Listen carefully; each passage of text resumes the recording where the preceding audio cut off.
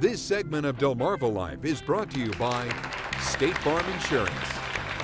Well, from the holiday shopping to the holiday traveling, the hustle and bustle of the season has us all on a little bit of edge. Yeah, and it's especially easy to lose your cool when the person in front of you doesn't seem like they have anywhere they gotta be anytime soon. Maybe you found yourself riding just a little bit too close to their bumper. Or whizzing by them looking more like the Grinch than greeting them with joy. Well, guess what? Consider yourself an aggressive driver. As a matter of fact, it is all around us. According to a new survey from State Farm Insurance, 64% of drivers have experienced an act of aggressive driving from another person 6 times or more within the last 3 months. So joining us today to help us break the bad and dangerous habit of aggressive driving is State Farm Insurance agent Karen Davis of Salisbury. Thanks for coming in. Oh, you're welcome. Good morning. A lot of us don't really realize what's entailed in aggressive driving. Could you help us understand that? I can. Well, according to the National Highway Traffic Safety Administration, which is where we get a lot of our information, aggressive driving can be speeding, changing lanes too quickly, and of course one of the biggest things is following too closely. Right. In today's weather conditions, with snow and ice and rain across the peninsula, it's a big deal to make sure that you're allowing enough distance between the car in front of you. Yeah, so knowing those conditions is very, very important. Absolutely. All right. Now, there's a certain time of year when drivers maybe become a little more aggressive, isn't there? There is, and of course, as we say, 'tis the season. And unfortunately, a third of drivers drive more aggressively during this time of year than any other time of year. Oh my goodness. A little bit of stress and not planning properly is creating that situation. Are there certain situations that encourage aggressive driving?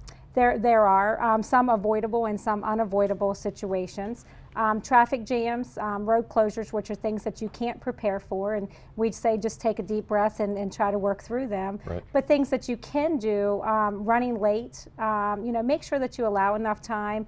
We'll leave the house, we know we need to be somewhere in 15 minutes, we allow ourselves 5. And of course, being tired, we're staying up late doing things. Make sure that you are getting proper sleep and not getting behind the wheel when you shouldn't be. All right, let's talk about who is driving more aggressively than others. Is there a certain age group that maybe engages in aggressive driving more so than others? There are, and what we have found are that younger drivers, ages 18 to 29, about a third of those drivers are driving aggressively. Middle-aged drivers, about 28% of those, and parents.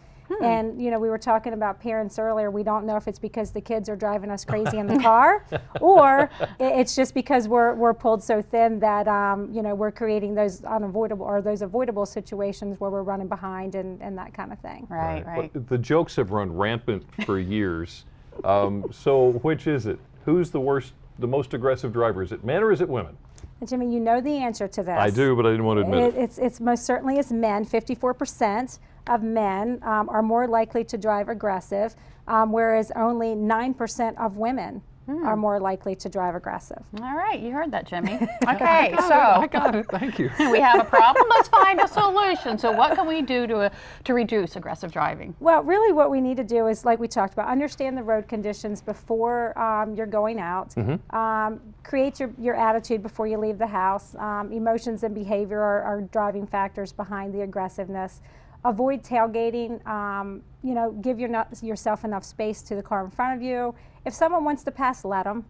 Don't try to drive in the left lane. Get over. Let them go by, because it's very annoying to have somebody right behind you.